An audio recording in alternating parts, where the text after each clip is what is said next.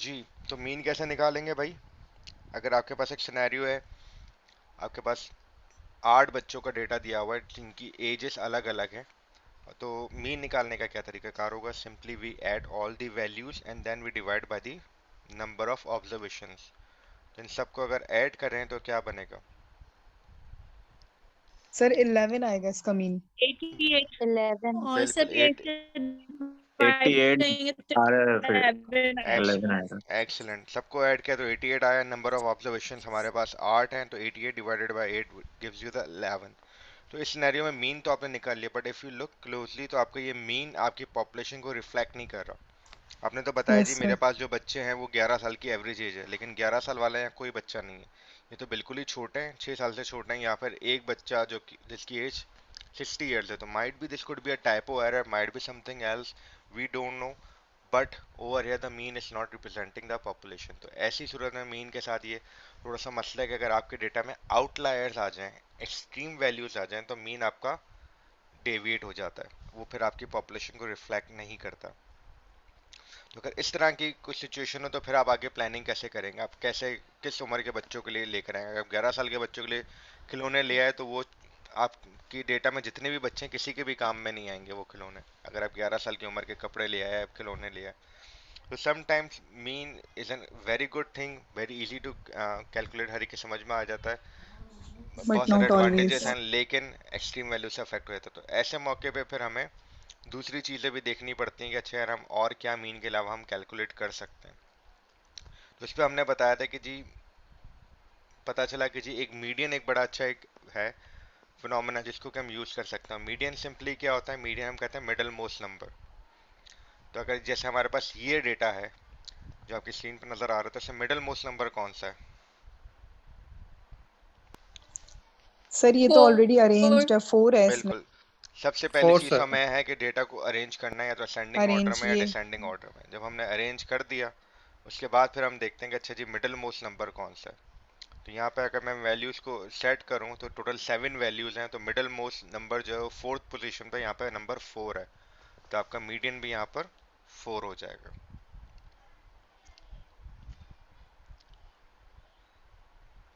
अच्छा जी, median calculate करने का फिर हमने लास्ट टाइम बात की थी कि फार्मूला भी होता है, median is n+1 divided by 2।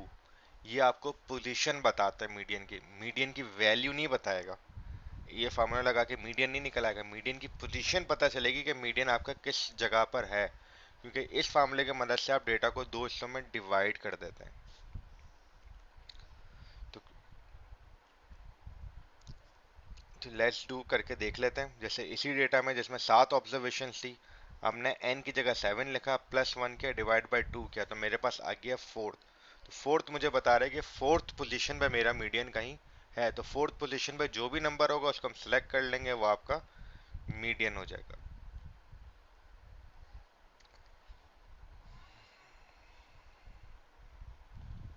Odd number के लिए अगर आपका जो सैंपल साइज है वो ऑड है, जैसे 7 है, 9 है, 11 है, तो वहाँ पे जब आप +1 करके डिवाइड बाय 2 करते हैं तो आपको एग्जैक्टली लोकेशन पता चल जाती है कि मीडियन किस नंबर पे पड़ा हुआ है, क्योंकि होल नंबर आंसर आएगा। तो पोजीशन बड़ी सिंपल हो जाती है। लेकिन अगर कोई आपका data sample size even number में है, 4, 6, 8, 10, तो वहाँ पे जब आप +1 करके 2 से डिवाइड करेंगे तो फिर डेसिमल में आपका आंसर आएगा कि दो नंबर्स के दरमियान में कहीं है। तो वो भी हमने बात की थी कि इस तरह से होता है, तो फिर हम कैसे वैल्यूज को कैलकुलेट करते हैं। Yes sir. तो ये मीडियन का फार्मूला हो गया। तो ये आपका पोजीशन बता देता है, पोजीशन से उस पोजीशन पे जो भी नंबर होगा वो आप निकाल लेंगे। जैसे यहाँ पे 7 ऑब्जर्वेशन हैं, n+1 divide by 2, 7+1 divide by 2, fourth position. तो फोर्थ पोजीशन पे कौन सा नंबर है? ये नंबर है जो हमें नजर आ रहा है, 4 ही है इत्तेफाक से यहाँ पे।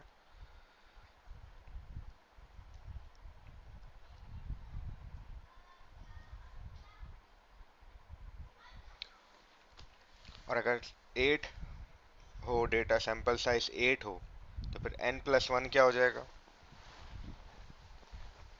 9। 9 हो जाएगा, डिवाइड बाय 2 करेंगे तो 4.5। तो 4.5 पोजीशन पे, बिटवीन 4 एंड 5। बिटवीन 4 एंड 5, तो फोर्थ पोजीशन पे कौन सा नंबर, एज कौन सा बच्चा है? 4 साल वाला। पांचवी पोजीशन पे कौन सा बच्चा है, 4 साल वाला, तो इन दोनों के दरमियान में, तो इन दोनों का एवरेज कैसे निकलेगा, दोनों को ऐड करके डिवाइड बाय 2 करते हैं, तो जो भी आंसर आएगा वो आपका मीडियन कहलाएगा। तो यहाँ 4 + 4 डिवाइड बाई 2 करेंगे तो अगेन 4 ही आएगा, तो यहाँ पे मीडियन बड़ा सिंपल है कि जी 4 ही आ गया। तो पोजीशन जो निकली n+1 डिवाइड बाई 2 से, वो पोजीशन निकलती है जो कि 4.55। 4.5 पोजीशन पे जाके जो भी नंबर होगा वो आप निकाल लोगे। सम टाइम दरमियान का नंबर है तो आगे पीछे दोनों नंबरों को लो, ऐड करो, डिवाइड बाय 2 कर दो। सर एक चीज पूछनी थी। जी। अगर वहाँ आपने सर हमारे पास 4 आया, 4+4 हमने उसे किया, अगर वहाँ नंबर कोई और वो नहीं आ सकता, लाइक 5 या वो, तो वो तो फिर कुछ 2 भी से आ नहीं सकता है। होंगे सर, वो फिर 2 से नहीं होंगे, वो फिर पॉइंट्स में आएंगे। समझा नहीं मैं।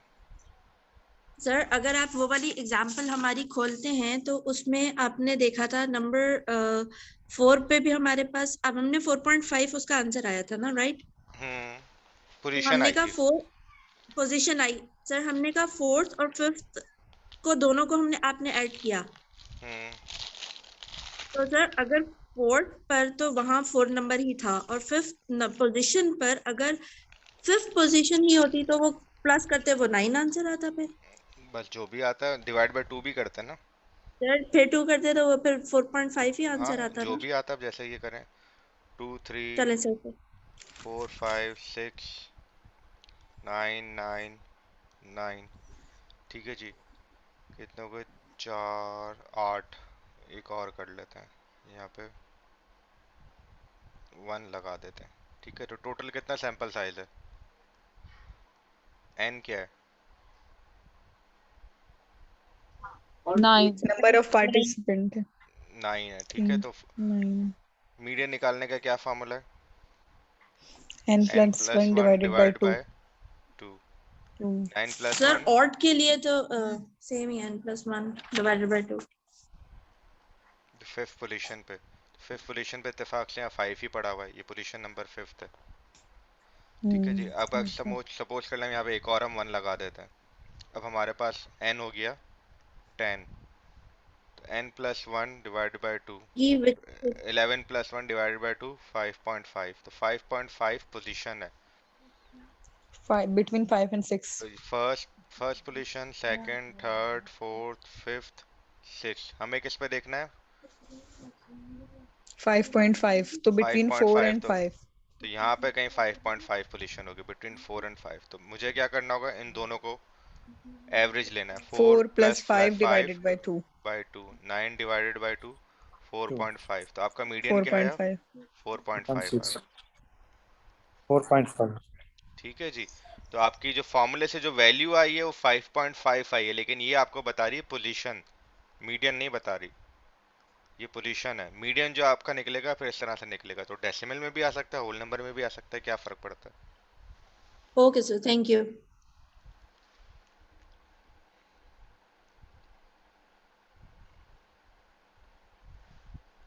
अच्छा जी, फिर जो तीसरी चीज हमने करी कि जी सम टाइम मीडियन भी इतना अच्छा रिप्रेजेंटेटिव नहीं होता।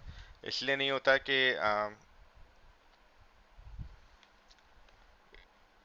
हो सकता है कि आपका डेटा बहुत ज़्यादा डिस्पर्स हो, उससे भी मीडियन इतना काम नहीं आएगा, क्योंकि हमें तो बेसिकली डिसीजन लेना है ना, कि भाई हमारा जो इंफॉर्मेशन है वो हम हेल्प कर सकें हमें चीज़ों को डिसाइड करने में, कि भाई चीज़ें किस किस्म की हैं, ताकि हम उसके मुताबिक डिसीजन ले सकें। सपोज एक पॉपुलेशन का डेटा है,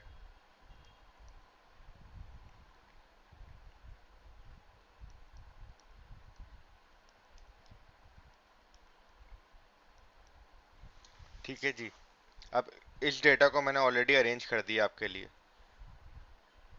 कितने लोगों का डेटा है ये,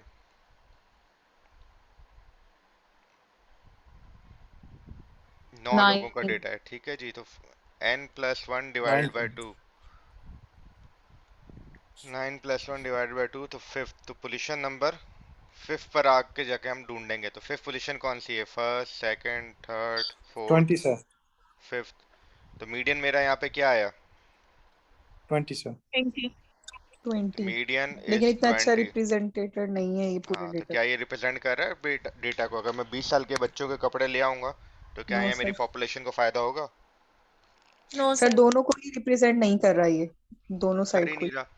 तो सम टाइम मीडियन बहुत अच्छी इन्फॉर्मेशन देता है, सम टाइम नहीं देता। इसी तरह अगर इस डेटा पे मैं मीन भी निकालूंगा, वो भी रिप्रेजेंटेशन इतनी अच्छी नहीं देगा, वो भी यही 20 के आसपास 30 के आसपास कहीं आ रहा होगा मीन भी। तो ऐसे मौके पे फिर जो हमें जो चीज़ चाहिए होती है, जो एक और चीज़ है, वो मॉड है, कि most common frequently occurring number हम ले लेते हैं।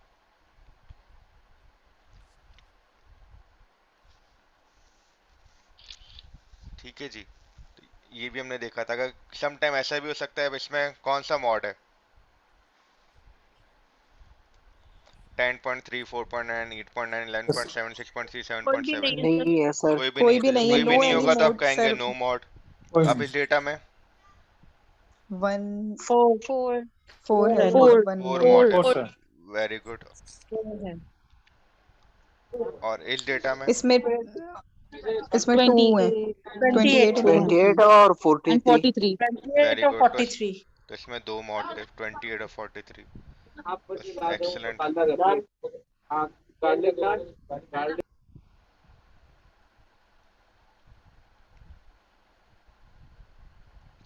तो ये तीनों मिला के कहलाते हैं measure of central tendency, mean median mode. ठीक है जी, कैलकुलेट हो जाएगा।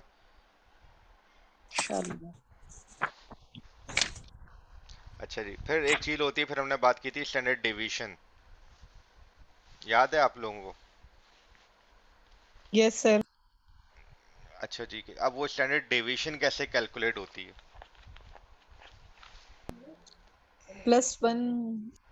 वो मैं आपको कैलकुलेशन सीखते हैं कि वो तो स्टैंडर्ड डेविएशन की वैल्यू मिल जाए, पर उसको अप्लाई कैसे करते हैं वो एक अलग चीज थी। लेकिन स्टैंडर्ड डेविएशन की वैल्यू कैसे आएगी अगर आपके पास डेटा पड़ा हुआ हो, तो उसके ऊपर अब हम बात कर लेते हैं।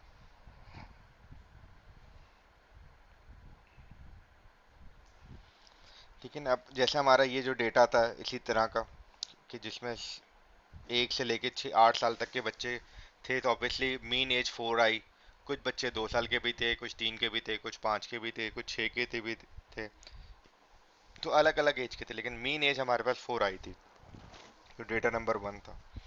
अब ऑब्वियसली वो हमें बता रहा है कि जी ज़्यादातर बच्चे 4 के हैं, लेकिन कुछ बच्चे 4 से कम के भी होंगे, कुछ बच्चे 4 से ज़्यादा के भी होंगे। तो अब हम स्टैंडर्ड डेविएशन निकालते हैं। वो क्या बताता है? वो हमें बताता है कि ऑन एन एवरेज जो इंडिविजुअल वैल्यूज हैं, इंडिविजुअल बच्चे की जो एज है, वो मीन एज से कितना डेविएट कर रही है। जैसे अगर कोई बच्चा 2 साल का है और मीन एज 4 साल है, तो वो कितना डेविएट कर रही है मीन से? 2 सर, 2 इयर्स। 2 ईयर्स डेविएट कर रही है। अच्छा जी, एक बच्चा 8 साल का है, मीन एज 4 साल है, तब वो कितना डेविएट कर रही है? 4। 4 सर। 4 डेविएट कर 4। रही है। Very good. एक बच्चा 6 साल का है, तो मीन से कितना डेविएट कर रहा है वो? मीन 4 है। 2। 2 years, 2 2 years year sir. 2 deviate कर रहा है। तो अब हर वेरी कर रहा है ना, 2 साल वाला बच्चा भी 2 डेविएट कर रहा है, 6 साल वाला भी 2 डेविएट कर रहा है, 5 वाला 1 डेविएट करेगा, 9 वाला 5 डेविएट करेगा। तो हर वैल्यू मीन से कुछ ना कुछ डेविएट कर रही होगी। तो ये इंडिविजुअल डेविएशन होती है, इंडिविजुअल डिफरेंसेस होते हैं हर वैल्यू के मीन वैल्यू के साथ। उन सारे डिफरेंसेस का फिर हम एक मीन निकाल लेते हैं, उन डिफरेंसेस का भी मीन निकाल लेते हैं। जब उन डिफरेंसेस का भी मीन निकालते हैं ना, तो वो कहलाता है स्टैंडर्ड डेविएशन, जिसको कि हमने एसपीएसएस में कैलकुलेट करना सीखा था। और फिर स्टैंडर्ड डिवीजन की हमने इंटरप्रिटेशन सीखी थी कि अच्छा भाई स्टैंडर्ड डिवीजन को इस्तेमाल कैसे करते हैं, लेकिन स्टैंडर्ड डिवीजन निकालते कैसे हैं वो आज हम देख लेते हैं। अगर एग्जाम में सवाल आ जाए तो आपको पता होगा जी स्टैंडर्ड डिवीजन होता क्या है। तो हमें पता चल गया, it is an average deviation of each value from the mean value, कि ऑन एन एवरेज हर वैल्यू, हर इंडिविजुअल वैल्यू डेटा की मीन के साथ कितना डेविएट कर रही है। और हर डेविएशन को फिर हम आपस में सबका भी मीन निकाल लेते हैं, तो हमारे पास एक एवरेज डेविएशन आ जाती है कि भाई ऑन एन एवरेज हर वैल्यू मीन से इतना डेविएट करती है। तो हमें अंदाजा हो जाता है कि अच्छा यार हमारा डेटा कितना फैला हुआ है। अगर डेविएशन बहुत ज़्यादा है, एवरेज डेविएशन, तो हम कहेंगे भाई डेटा बहुत बड़ा है, बहुत फैला हुआ है, बहुत दूर दूर है वैल्यूज। अगर एवरेज डेविएशन बहुत छोटी है, तो हम कहेंगे जी डेटा करीब करीब है। तो उसी एवरेज डेविएशन को हम स्टैंडर्ड डेविएशन कहते हैं। तो बड़ा सिंपल सी चीज़ है, जैसे वो मैंने बताया कि वैसे ही कैलकुलेट भी किया जाएगा। उसका तरीकाकार भी कैलकुलेशन का वैसा ही है कि पहले हम एवरेज निकाल लेंगे, फिर हम देखेंगे कि भाई हर वैल्यू एवरेज से कितनी करीब है कितनी दूर है, यानी कि डिफरेंस निकाल लेंगे और फिर एंड में उस डिफरेंसेस का एवरेज निकाल लेंगे, तो एवरेज डेविएशन कहलाएगी, एवरेज डिफरेंस कहलाएगा। उसी एवरेज डेविएशन का हम नाम रखते हैं standard deviation. Make sense? Yes sir, Yes. First time से इतना अच्छा क्लियर समझ में आया। Yes, sir.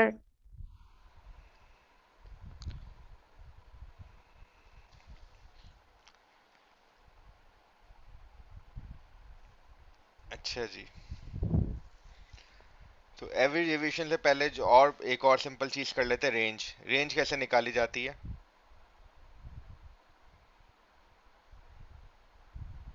रेंज बड़ी सिंपल सी चीज है, मैक्सिमम वैल्यू आपको पता हो, मिनिमम वैल्यू पता हो, दोनों को माइनस कर दो, रेंज आ जाएगी।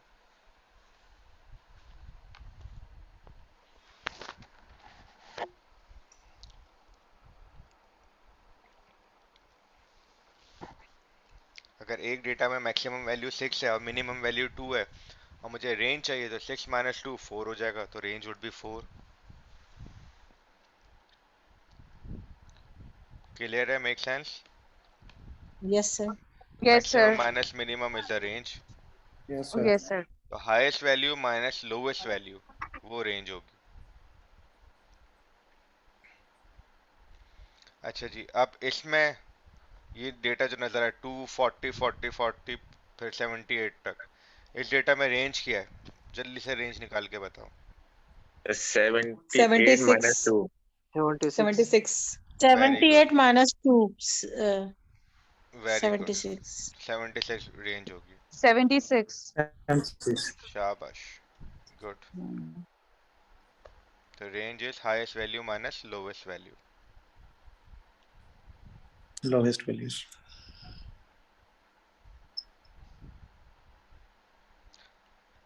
अच्छा जी, अब हम दोबारा से देखना, अब हम देख रहे हैं कि स्टैंडर्ड डिवीजन कैसे निकालना है, ठीक है, जो कि एवरेज डिवीजन या एवरेज डिफरेंस कैसे निकालते हैं उसके ऊपर आ जाते हैं।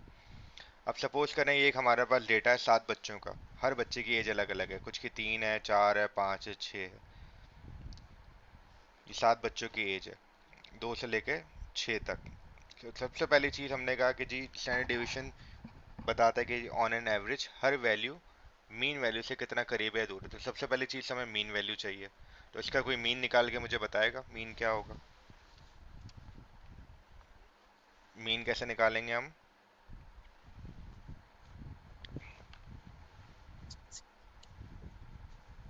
सबको ऐड करते हैं मीन निकालने के लिए। 28 divided by 7. 3 सर, 3 होगा इसका। ओ सॉरी 4। नहीं, 20 divided by 7 होगा ना? 4 आएगा इसके ऊपर। गुड। तो Or स्क्रीन पे sir. देखें, स्क्रीन पे भी आ रहा है, जितनी भी ऑब्जर्वेशन ली सारी हमने लिखी, सम किया 28 आया, डिवाइडेड बाय एन, एन क्या है 7 है यहाँ पे, तो हमारे पास जी। मीन 4 आ गया। ठीक है, तो हम यूजुअली एवरेज सम ऐड जो करते हैं हॉरिजॉन्टल करते हैं, यहाँ पे मैंने वर्टिकल किया है, कोई मुश्किल तो नहीं, वर्टिकल भी कर सकते हैं हम। Yes, sir. तो अगर आपके पास कॉपी पेंसिल है या पेन है तो इस तरह से ये कॉलम बना लें, जो कि मैंने अभी यहाँ आपकी स्क्रीन पर नज़र आ रहा है। इस तरह से एक टेबल बना लें जल्दी से, और इस टेबल में पहला जो कॉलम है वो सीरियल नंबर बता रहा है कि नंबर ऑफ ऑब्जर्वेशन कितनी। हमारे पास 7 ऑब्जर्वेशन है, तो सीरियल नंबर 1 to 7 मैंने लिख दिया। सेकंड कॉलम में मैंने हर बच्चे की इंडिविजुअल एज लिख दी, 2 3 4 4 4 5 6। अब आगे 3 कॉलम में क्या लिखना है वो मैं आपको बता रहा हूँ, तो जब ये जल्दी से फौरन बनाए फिर मुझे बताएं जब बन जाए ये। तो बना लिया सर। वेरी गुड, बाकी लोगों ने भी बना लिया? Yes sir. Yes, sir. Yes, very sir. Good. तो मीन निकालना तो हमें आ गया, सही है। एवरेज कैसे निकालना है, तो पहली चीज स्टैंडर्ड डिवीजन में मीन निकालना होता है। अब सेकंड स्टेप क्या है, मीन निकालने के बाद आपने अगली Yes, चीज sir. क्या बना करनी लिया। है? शाबाश। तो सबसे पहली चीज स्टैंडर्ड डिवीजन से पहले आपने मीन निकालना था, तो मीन हमने निकाल लिया। मीन हमारा क्या आया? 4। 4। 4 आया, 4, sir. Very good. तो मीन 4 आ गया, उसके बाद मैंने ये इस तरह का टेबल बनाया जैसे मैंने 5 कॉलम बना दिए। पहले कॉलम में वो 7 वैल्यूज नंबर सीरियल नंबर लिख दिया, उसके बाद सेकंड कॉलम में मैंने एक्स की वैल्यू लिख दी कि एक बच्चे की उम्र 2 साल थी, 3 साल थी, 4 साल थी, 4 थी, 4 थी, 5 थी, 5 थी। तीसरे कॉलम में मैं हर वैल्यू को मीन से माइनस करूंगा, हर वैल्यू को मीन से माइनस करूंगा। तो 2 minus 4, 3 minus 4, 4 minus 4, 4 minus 4, 5 minus 4, 6 minus 4। क्यों माइनस किया हमने? क्योंकि हमें देखना यही है कि भाई एवरेज डिफरेंस कितना है, हर वैल्यू मीन से कितना डेविएट कर रही है, कितना दूर है, कितना करीब है, कितना डिफरेंस है। तो मैंने हर वैल्यू को मीन से माइनस कर दिया। सिंपल, जो बात हमने करी थी वही हम परफॉर्म भी कर रहे हैं। तो हम हर वैल्यू को मीन से माइनस करते चले गए। हो गया जी, माइनस कर लिया सबने। Yes, sir. 2 माइनस 4 क्या होगा? 2. 2 होगा या माइनस 2 होगा? Minus 2. minus two Minus two. minus very one good, minus 1 होगा। 4 माइनस 4, zero 0 0 0। 5 minus 4, One. 1 और one 2। 1. वेरी गुड, ठीक है, ऐसे ही आएगा। Yes, तो sir. कॉलम नंबर 4 में आ रहा है। तो ये अब हमारे पास क्या आ गया? एवरेज। ये हमारे पास आ गया डिफरेंस, इंडिविजुअल डिफरेंस आ गया, हर वैल्यू मीन से कितना दूर है या कितना deviate करीब कर है, रही कितना डेविएट करिए, कितना डिफरेंस है हर वैल्यू का। तो ये मेरे पास हर इंडिविजुअल डिफरेंसेस आ गए। हमें individual differences again raw data होगा, समझना मुश्किल होगा, तो मैंने कहा यार ये जो इंडिविजुअल डिफरेंसेस है इनका भी मीन निकाल लो। तो मीन कैसे निकालते हैं? हमें मालूम है मीन निकालने के लिए क्या करना होता है, Plus करके divide सारी करते हैं. वैल्यूज को ऐड करें, divide by number of observation. तो इन सारी वैल्यूज को जरा Number ऐड of करें तो क्या observation. होगा? तो 0 आएगा। जीरो आ गया। अब 0. जीरो, अब जीरो को 7 से डिवाइड कर ही नहीं -1. सकते, ठीक है ना? तो ये यहाँ पे गड़बड़ हो गई कि भाई जब हम ये डिफरेंसेस को जब हम ऐड करने लगे मीन निकालने के लिए डिफरेंसेस का, तो ये जो जीरो आ जाता है, जीरो आ जाता है तो काम रुक जाता है। अब हमें जीरो को रोकना। ये जीरो क्यों आ रहा है? कुछ वैल्यूज माइनस में, कुछ प्लस में, जब उनको ऐड करते हैं तो जीरो बन जाता है। तो ये बड़ा मसला है। तो ये जब भी आप करेंगे, चाहे मीन कोई भी डेटा हो, कोई भी मीन हो, जितना भी बड़ा डेटा हो, जैसा भी उसका मीन हो, जब आप उनका डिफरेंस निकाल के आपस में ऐड करेंगे वो हमेशा जीरो ही बनेगा। That's the beauty of mathematics. तो फिर जीरो को जीरो ना आए, क्योंकि जीरो आ गया तो अब मैं आगे एवरेज कैसे निकालूंगा? एवरेज तो निकाल ही नहीं सकता मैं फिर डिफरेंस की। तो अब जीरो को खत्म करने के लिए मैंने कहा कि यार जीरो को खत्म करने का तरीका ये है कि माइनस साइन को मैं किसी तरह से खत्म करूं। माइनस साइन को हम कैसे खत्म कर सकते हैं? माइनस हम को माइनस के से कैंसिल कर देंगे हम स्क्वायर कर दें माइनस को, -, plus. स्क्वायर कर दें। माइनस जब भी माइनस अगर प्लस मैं माइनस साइन को स्क्वायर करूंगा तो वो प्लस में कन्वर्ट हो जाएगी। अब सिर्फ माइनस को तो स्क्वायर नहीं कर सकता, वो तो फिर ज्यादती हो जाएगी। तो भाई एक मैथमेटिक्स में अगर हम कोई चीज़ हम एक के साथ करते हैं तो पूरे के साथ करते हैं ताकि वो इक्वल रहे। तो हम कहते हैं कि जी ये जो डिफरेंसेस आए, -2, -1, 0, 1, 2, इन हर वैल्यू को स्क्वायर करते चले जाएं आप। जब हर एक वैल्यू को स्क्वायर करेंगे तो फिर कोई मसला नहीं है। तो -2 को जब मैंने स्क्वायर किया तो +4 बन गया, -1 को स्क्वायर किया तो 1 बन गया, 0 को स्क्वायर किया 0 रहा, 1 को स्क्वायर किया 1 रहा, 2 को स्क्वायर किया 4 किया।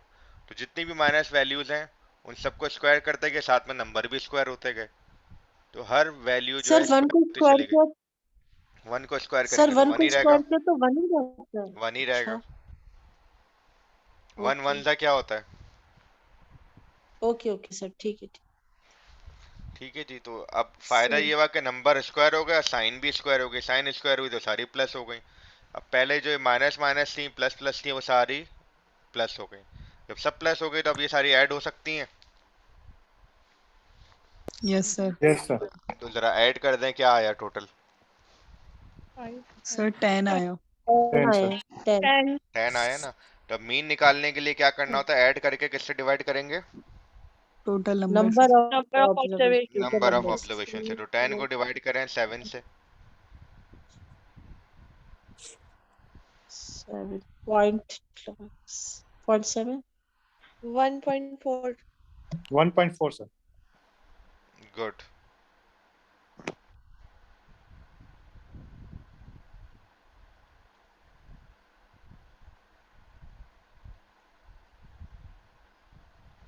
वन पॉइंट फोर आ गया, ये रहा। yes sir Yes, sir, 1.4. Very good. अच्छा अब मुझे ये बताइए, जो 1.4 हमने निकाला, जो ये हमने क्या निकाला बेसिकली, डेविएशन का, position Standard डेविएशन का deviation. एवरेज निकाला, ऐसा ही है? एवरेज ऑफ ऑल पार्टिसिपेंट्स की जो थी वो। ठीक है, डिफरेंसेस जो आ रहे थे मीन के साथ, इंडिविजुअल डिफरेंसेस का एवरेज निकाल लिया, ऐसा ही है? जी सर यस सर। हमने क्या किया भाई, हमने यही किया ना कि मीन निकाला सबसे पहले। मीन निकालने के बाद हमने देखा कि भाई हर वैल्यू मीन से कितना करीब है, कितना दूर है, कितना डिफरेंस है हर वैल्यू का मीन के। हमें डिफरेंस पता चल गया भाई, हर वैल्यू कोई माइनस में थी, कोई प्लस में थी, तो तमाम इंडिविजुअल वैल्यूज का मीन के साथ हमें डिफरेंस पता चल गया। अब मैंने कहा ये इतने सारे डिफरेंसेस हैं, ये कैसे समझ में आएंगे, मैंने कहा इनका भी एवरेज निकाल लो, डिफरेंसेस का भी। तो उन डिफरेंसेस का भी हम एवरेज निकाल लिया, तो जिसको हम स्टैंडर्ड डिवीजन का नाम देते हैं या एवरेज डिवीजन का नाम देते हैं। जब हम डिफरेंसेस निकालने गए तो एक हमारे सामने मसला है कि डिफरेंस नहीं निकल रहा था। इसलिए नहीं निकल रहा था कि जैसे डिफरेंस निकालने के लिए हम पहले उसका एवरेज निकालने के लिए पहले हम सम करते तो जीरो हो जाता। अगर वो जीरो नहीं होता फिर तो बड़ी आसान हो जाती कहानी कि हम सारे डिफरेंसेस को ऐड करते, उसको डिवाइड कर देते तो एवरेज डिफरेंस आ जाता, उसको हम स्टैंडर्ड डिवीजन कह देते। लेकिन मसला ये हुआ कि यहाँ पर कहानी सीधी नहीं थी। जैसे ही ऐड करने के जीरो आ गया, जीरो आ गया तो मुश्किल हो गई। तो जीरो को हटाने के लिए मैंने क्या किया, स्क्वायर कर दिया। स्क्वायर कर दिया sir. अच्छा अब जब स्क्वायर Sir, कर I दिया can't तो hear you. जब स्क्वायर कर दिया तो ये माइनस खत्म हो गया, सारी चीजें ऐड भी हो गई। जब ऐड हो गई तो अब हम डिवाइड भी कर सके, डिवाइड कर लिया तो हमारे पास अब एवरेज भी निकल आया। लेकिन क्या ये एक्चुअल एवरेज निकला है डिफरेंसेस का, या नो ये उसके सर। स्क्वायर का एवरेज निकला है? सर ये इसके स्क्वायर का है। है ना, एक्चुअल डिफरेंसेस का तो एवरेज नहीं है, तो हमने स्क्वायर किया डिफरेंसेस को और फिर उसका एवरेज निकाला, तो इट इज द स्क्वायर का एवरेज है, ये एक्चुअल का एवरेज नहीं है। तो स्क्वायर का एवरेज निकला है। अब एक्चुअल का स्क्वायर को दोबारा खत्म करने के लिए हम क्या करते हैं, अंडर सर रूट स्क्वायर निकाल रूट। लेते हैं, अंडर रूट या स्क्वायर रूट जिसको हम कहते हैं। तो अब हमारे पास जो ये एवरेज आया है ये स्क्वायर का एवरेज आया है, तो मुझे इसको स्क्वायर को खत्म करने के लिए उस वैल्यू को मैं अंडर रूट कर दूंगा। तो मैं जब अंडर रूट कर दूंगा तो मेरे पास वो एक्चुअल नंबर आ जाएगा कि जी एक्चुअल एवरेज डेविएशन क्या है, जिसको कि हम स्टैंडर्ड डेविएशन कहते हैं। तो 1.44 जो मेरे पास आंसर आया, जब मैंने उसका अंडर रूट निकाला तो मेरे पास स्टैंडर्ड डेविएशन की वैल्यू आ गई 1.2। तो स्टैंडर्ड डेविएशन का जो हमारा आंसर है वो 1.2 होगा।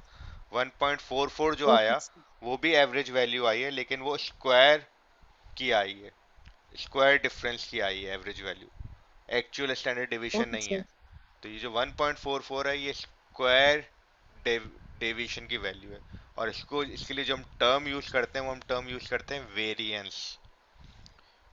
तो जो ये पहला मीन निकला जो कि स्क्वायर का मीन था, इसको हम वेरिएंस कहते हैं, जो 1.44 है। तो 1.44 इज द वेरिएंस। अब मुझे इसका एक्चुअली स्टैंडर्ड डेविएशन निकालना है, तो वेरिएंस का मैं अंडर रूट कर दूं तो स्टैंडर्ड डेविएशन बन जाता है, जो कि हमारा अक्सर निकालने का पर्पस था कि असल चीज स्टैंडर्ड डेविएशन थी जो हमें निकालनी थी। लेकिन बीच में एक स्टेप बढ़ गया, तो जो वैल्यू हमारे पास दरमियान में आई वो वेरिएंस कहलाएगी। तो आप निकालने का स्टैंडर्ड डेविएशन एक एडिशनल वैल्यू आपके पास निकल आई जो कि वेरिएंस कहलाती है। क्लियर है ये? Yes sir.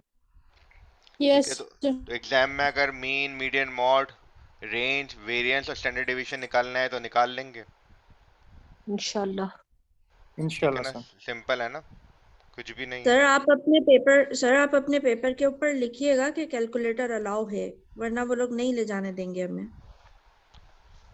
अच्छा, इसमें भी कैलकुलेटर चाहिए, लेकिन मोबाइल नहीं ले जाना भाई, मोबाइल का कैलकुलेटर यूज नहीं करना, कैलकुलेटर ही लेके जाना। तो सर वो आप अलाउ करवाइएगा। क्योंकि मोबाइल तो किसी सूरत अलाउ नहीं करेंगे, कैलकुलेटर बेशक ले जी जाना। सर, वो पहले भी ले लिया था सर। ये बहुत ज्यादा ना, बार बार ये इसकी प्रैक्टिस से ही आएगा ये, मतलब कोई भी चीज अगर प्रैक्टिस इस से तरह आती है, कुछ वैसे तो नहीं आती। वैल्यूज भी सर आप प्लीज वैल्यूज भी सिंपल सिंपल दीजिएगा।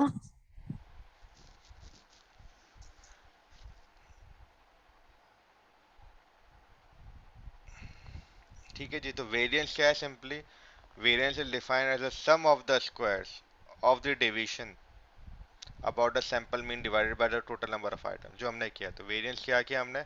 सम ऑफ द स्क्वायर, जो पहले स्क्वायर ऑफ द डिवीजन निकाला ना, सबसे पहले डिवीजन निकाला, उसका स्क्वायर किया, उस स्क्वायर को सम कर दिया और फिर डिवाइड कर दिया नंबर ऑफ आइटम से। तो वही लिखा हुआ है डेफिनेशन में भी।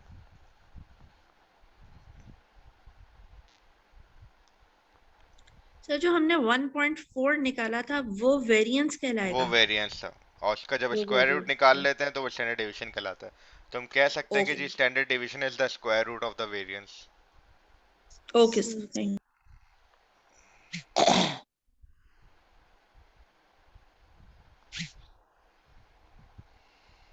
तो स्टैंडर्ड डिवीजन को कैसे डिफाइन कर सकते हैं? एक तो square root of the variance है, दूसरा है कि how much individual value differ on an average from the mean, कि how much individual value differ different. From the mean on an average.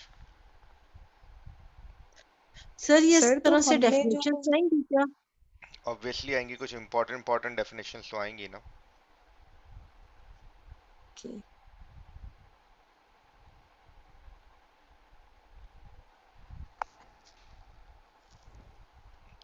अच्छा जी, सर तो हमने जो स्टैंडर्ड डेविएशन निकाली और 1.2 आंसर आया, तो मतलब हम ये कह सकते हैं कि हमारी जो हर वैल्यू है वो 1.2 डेविएट करती है मीन से। बिल्कुल।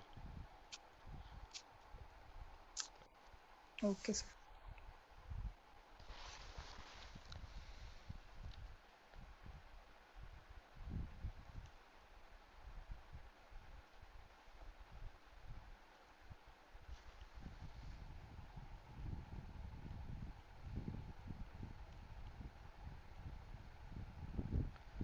अच्छा जी,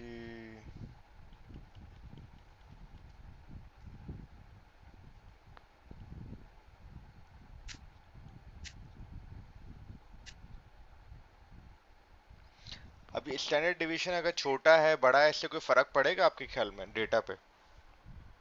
स्टैंडर्ड डिवीजन का कॉन्सेप्ट बन गया ना कि वो क्या बता रहा है कि हर वैल्यू मीन से कितना डेविएट कर रही है। तो अगर स्टैंडर्ड डिवीजन की वैल्यू छोटी है या बड़ी है, इससे कोई फर्क पड़ता है? सर तो अभी जो हमारे पास 1.2 आया है, ये मतलब अगर फॉर एग्जांपल अगर हमारी एक्सट्रीम वैल्यू 10 है और हमारा मीन 4 आया है, तो अगर वो उसको रिप्रेजेंट कर रही है तो वो ट्रू तो नहीं है ना?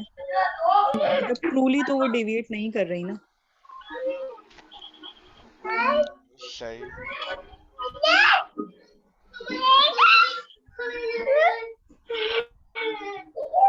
अच्छा जी, कोएफिशिएंट ऑफ वेरिएंस एक चीज होती है,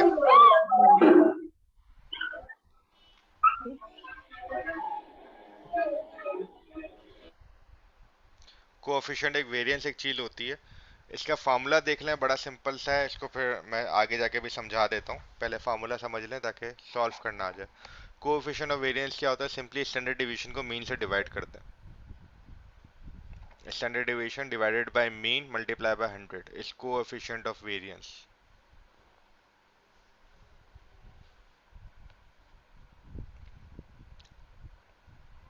सपोज करें अगर एक डेटा है जिससे मीन 10 है, स्टैंडर्ड डिवीजन 5 है, तो आपका कोएफिशिएंट ऑफ वेरिएंस 50% आ जाएगा। 5 डिवाइडेड बाय 10 मल्टीप्लाई बाय 100।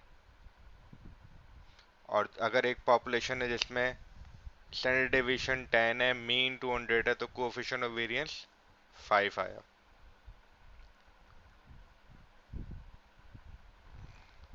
नहीं आ रही है बात समझ में?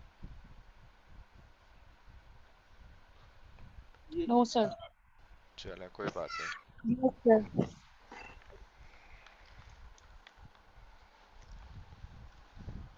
हमने क्या किया? कोएफिशिएंट ऑफ वेरिएंस का क्या फार्मूला है? Standard standard deviation deviation Standard divided by deviation mean divided by multiply mean by in 100 by 100। multiplied by 100.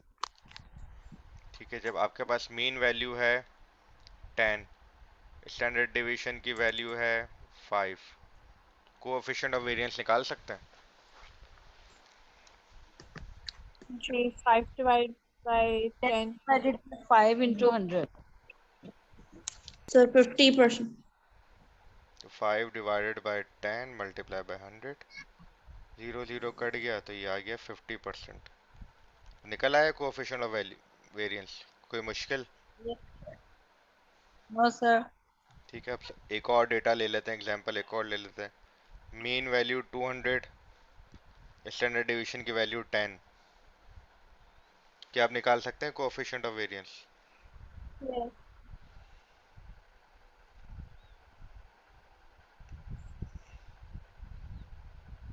क्या आ रहा है? 5%.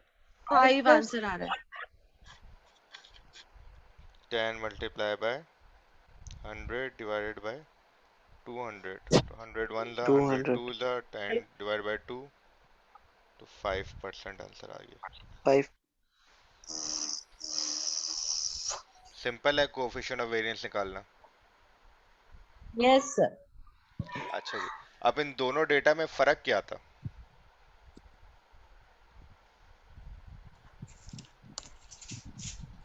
इसमें और इसमें कोई फर्क है सर डेटा में? मीन सर मीन मीन नहीं दिया हुआ था, हमने मीन निकाला था ऊपर वाली में। अरे भाई इसमें भी मीन दिया हुआ है ना, 10, ये रहा मीन सर यार, इसमें उसमें सर मीन 200 है टोटल होता है। मीन।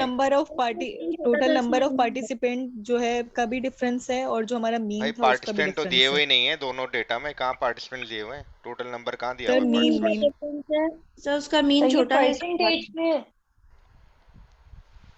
देखो, हमने यहाँ कितने लोगों पे बात हो सकता है, ये 1000 लोगों का डेटा और 10,000 लोगों का डेटा, आपको वो तो दिया हुआ ही नहीं है। जो चीज़ दी हुई है वो ये दी हुई है कि सपोज करें कि मीन 10 है और स्टैंडर्ड डिवीजन 5 है, तो ये दोनों वैल्यूज करीब करीब है नहीं है?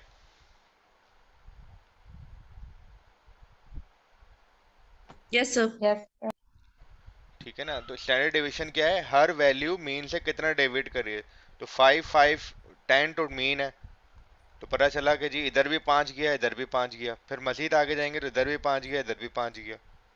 तो आप वो देखो कि आपका डेटा कितना फैला हुआ है, कि एवरेज वैल्यू 10 है और एक, अगर सपोज करें हम यहाँ पे कहते हैं कि जी एवरेज वेट जो है वो 10 किलोग्राम है और स्टैंडर्ड डिवीजन 5 किलोग्राम है, तो इसका मतलब है कि एक ऑब्जेक्ट का वजन 10 किलोग्राम है, दूसरे का 15 होगा, तीसरे का 20 किलोग्राम होगा, जबकि एवरेज 10 चल रहा है। इसी तरह कुछ होंगे जिनका 5 किलोग्राम होगा, कुछ होंगे जिनका 0 किलोग्राम भी होगा, लेकिन एवरेज 10 किलोग्राम है। तो बाकी जो वैल्यूज है वो मीन से कितना दूर दूर भाग रही हैं। क्यों भाग रही हैं? क्योंकि स्टैंडर्ड डिवीजन की वैल्यू बहुत बड़ी है। ऑल्दो आपको देखने में वो 5 लग रहा है, लेकिन जब आप मीन से कंपेयर करो तो मीन भी तो छोटा है 10, तो 10 के मुकाबले में 5 बहुत बड़ा हो गया। ऑन दी अदर हैंड दूसरे सैंपल में अगर हम देखें तो ये स्टैंडर्ड डिवीजन 10 है, इस 5 से तो बहुत बड़ा है, क्योंकि भाई पिछले सिनेरियो में तो 5 ही था, यहाँ तो स्टैंडर्ड डिवीजन उससे भी बड़ा है 10। लेकिन जब मैं स्टैंडर्ड डिवीजन को मीन के साथ कंपेयर करता हूँ, इसके मीन के साथ, तो यहाँ पर मीन 200 है, तो इस 200 के सामने ये तो 10 की छोटी हो वैल्यू जाएगी बहुत वैल्यू छोटी हो गई। स्टैंडर्ड। तो यहाँ पे कोएफिशिएंट ऑफ वेरिएंस यही बताता है कि स्टैंडर्ड डिवीजन की वर्थ कितनी है विद रिस्पेक्ट टू मीन। तो यहाँ पे स्टैंडर्ड डिवीजन की जो वर्थ है वो 50% ऑफ द मीन है, और जबकि दूसरे सिनेरियो में स्टैंडर्ड डिवीजन जो है वो 5% ऑफ द मीन है सिर्फ। तो जहाँ पे स्टैंडर्ड डिवीजन बड़ा होता है या कोएफिशिएंट ऑफ वेरिएंस बड़ा होगा, ठीक है ना, तो वहाँ पर आपका डेटा बहुत फैला हुआ होगा। जहाँ स्टैंडर्ड डिवीजन छोटा है, छोटा इन टर्म्स ऑफ कि मीन के लिहाज से भी, कि भाई ऐसा ना हो कि स्टैंडर्ड डिवीजन ये तो 10 है वहाँ 5 है, या तो स्टैंडर्ड डिवीजन 10 वाला बड़ा है, ऐसा 5 से छोटा होता है, नहीं, वो छोटा बड़ा नहीं देखना हमें, विद रिस्पेक्ट टू मीन देखना है कि मीन की वैल्यू के सामने स्टैंडर्ड डिवीजन की वैल्यू क्या आ रही है, छोटी आ रही है, बड़ी आ रही है। बड़ी आ रही है तो डेटा बहुत फैला हुआ होगा, छोटी आ रही है तो डेटा बहुत सिकुड़ा हुआ होगा। तो वो कैसे कैलकुलेट होता है कि जी मीन के मुकाबले में क्या है, तो वो कोएफिशिएंट ऑफ वेरिएंस से हम देखते हैं। तो कोएफिशिएंट ऑफ वेरिएंस हमें बता देता है कि जी स्टैंडर्ड डिवीजन की जो वैल्यू है मीन के पर्सपेक्टिव में कितनी है। यहाँ पे स्टैंडर्ड डिवीजन की वैल्यू मीन के पर्सपेक्टिव में 50% है, यहाँ पे 5% है। तो किस में डेटा ज़्यादा स्प्रेड होगा? ऊपर वाले में बहुत फैला हुआ डेटा होगा, यहाँ पे डेटा बहुत कॉम्पैक्ट होगा। क्लियर है ये चीज़? Yes, sir. परफेक्ट, तो ये कोएफिशिएंट ऑफ वेरिएंस हो गया। अच्छा जी, फिर एक कॉन्सेप्ट हम करते हैं नॉर्मल डिस्ट्रीब्यूशन का।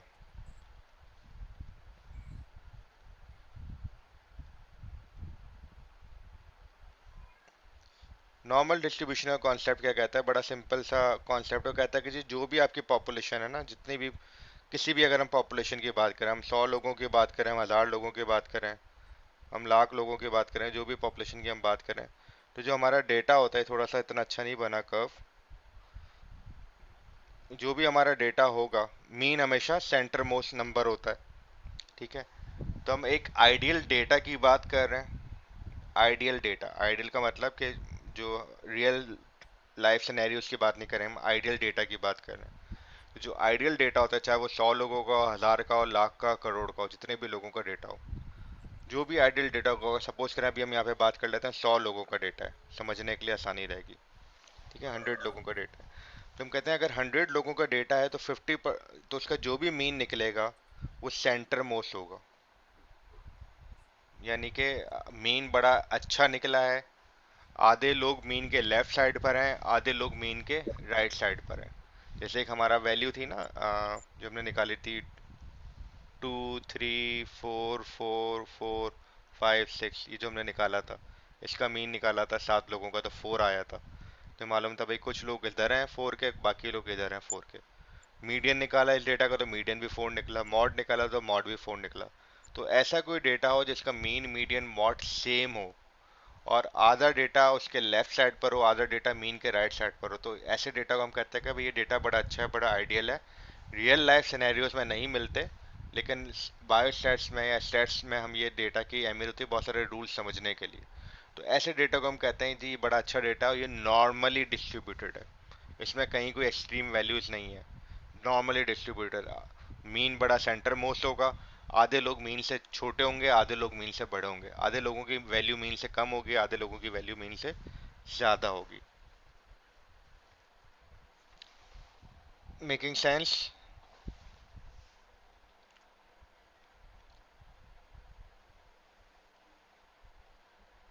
कुछ कुछ बात समझ आई? बोलो भाई। Yes sir. सपोज करो यस सर। ये हमने एक डेटा ले लिया, ठीक है जी। हाँ, यहाँ पे अगर हम ले लेते हैं 100 लोगों का डेटा है, ठीक है जी। एवरेज, और हमने एज ले लिया, एवरेज एज आई है इनकी 40 इयर्स। ठीक है, तो मीन भी 40 है, मीडियन भी 40 है, मॉड भी 40 है। तो हमने कहा जी यहाँ पे कहीं मीन होगा, 40 हमारा यहाँ पर है।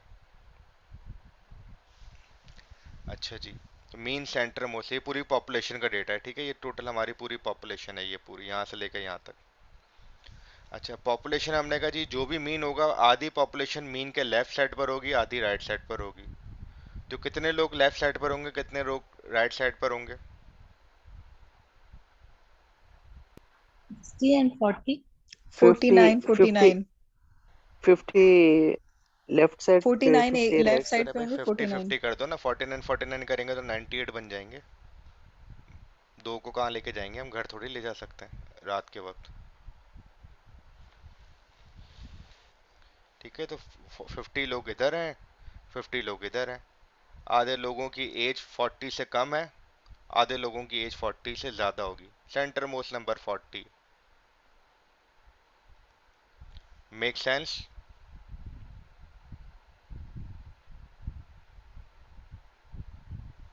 ये दोबारा रिपीट कर दें प्लीज। एक हमने डेटा लिया 100 लोगों का, हर बंदे की एज अलग अलग थी, किसी की 1 साल थी, किसी की 2 साल थी, किसी की 5 होगी, किसी की 10 होगी, किसी की 20 होगी, किसी की 50 होगी। 100 लोगों की एज अलग अलग है, उनका जब हमने मीन निकाला तो वो 40 आ गया, मीडियन निकाला तो वो भी 40 है, मॉड निकाला तो वो भी 40 है। ठीक, ठीक है, तो ये एज ओके। का डेटा है 100 लोगों का, मीन इसका 40 है, एंड सैंपल साइज 100 है। स्टैंडर्ड डिवीजन जब मैंने निकाला तो स्टैंडर्ड डिवीजन लेट से 10 आया इनका। ठीक है जी, स्टैंडर्ड डिवीजन 10 आ गया। तो अब हम इसको ग्राफिकल प्रेजेंटेशन बना रहे हैं, एक नॉर्मल डिस्ट्रीब्यूशन कर्व बना रहे हैं। नॉर्मल डिस्ट्रीब्यूशन कर्व कहता है कि जी पॉपुलेशन को अगर आप इस तरह से अंडर द कर्व बनाएं, ये 100 लोग इस कर्व के अंडर में, यहाँ पर ये 100 लोग होंगे, यहाँ से लेके पूरा ये जो है ना, यहाँ 100 लोग पूरे बैठे हुए होंगे। सेंटर मोस्ट जो होगा वो पॉइंट होगा कि आधे 40 लोग पॉइंट के इस तरफ हैं, आधे लोग पॉइंट के इस तरफ हैं। आधे लोगों की एज इस यहाँ होगी, आधे लोगों की एज यहाँ होगी। सेंटर में कौन सी एज होगी? मीन एज होगी, जो कि आपके डेटा के कैलकुलेट होकर आई है। हमारे डेटा की 40 कैलकुलेट होकर आई, तो 40 मैंने लिख दिए। तो अब मैंने कहा कि जी आधे लोग मेरे 50% लोग मेरे 40 से छोटे होंगे और 50% लोग मेरे 40 से बड़े एज के होंगे। क्लियर है ये चीज? जी। ठीक है जी। Standard okay. डिवीजन आपको याद होगा, हमने यहाँ निकाला 10। आपको याद है हमने स्टैंडर्ड डिवीजन की बात की थी, mean plus minus one standard division कितने परसेंट पॉपुलेशन को रिप्रेजेंट करता है? 68% पॉपुलेशन को। Mean plus minus two standard division कितनों को रिप्रेजेंट करता है? 96%। 95 को। और mean plus 55. Minus three standard division 99% को 100%। पॉपुलेशन को रिप्रेजेंट करता है, 100 को नहीं करेगा। ठीक है जी, क्लियर है यहाँ तक?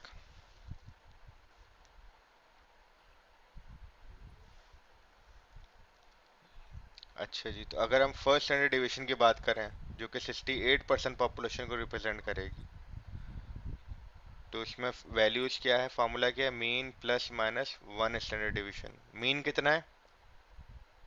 40। प्लस माइनस स्टैंडर्ड डिवीजन कितना है? 1। 1 10 sir, अबे ये दिया हुआ standard division. 10 sir, very good. Standard division 10 है, तो ये क्या बन गया? 40 प्लस 10 50, प्लस 50 sir, 10 और 40 माइनस 3। माइनस 10 30। 30 30, 30। तो ये क्या बता रही है, ये रेंज ये बता रही है कि भाई 68% पॉपुलेशन की जो एज है वो 30 से 50 के दरमियान है आपके डेटा में। जो 100 लोगों का हमने ये ग्राफ बनाया है जिनकी मीन एज 40 इयर्स है, जिनका स्टैंडर्ड डिवीजन 10 है, तो by just using this formula we could say कि जी इन 100 में से 68% जो लोग हैं, 68 जो लोग हैं, उनकी एज जो है वो 30 साल से 50 साल के दरमियान होगी। ऑल्दो आपके मीन एज 40 इयर्स है, लेकिन 68% लोग जो हैं वो 30 से 50 साल के दरमियान है। तो आर यू गेटिंग इट? तो by the help of the standard division you could estimate the age of your population. कि आपने कह तो दिया कि अच्छा जी 40 साल मेरी जो है मीन एज है मेरे पॉपुलेशन की। 100 लोग जो हमने डेटा कलेक्ट किया क्लास में स्टूडेंट्स का, इनकी जो एवरेज एज थी वो 40 इयर्स थी। लेकिन जब आपके पास स्टैंडर्ड डिवीजन की हो तो आप बता सकते हैं भाई इन 100 में से भी जो 68 हैं उनकी भी मैं आपको रेंज बता देता हूँ कि उन 100 में से 68 लोग जो होंगे वो या तो 30 और 50 के दरमियान में कहीं ना कहीं होंगे। कोई 31 होगा, कोई 32 होगा, कोई 45 होगा, कोई 48 होगा। 68 लोग यानी कि ऑलमोस्ट 70% लोग इसी रेंज में होंगे। बाकी 30% जो है इस रेंज से बाहर होंगे।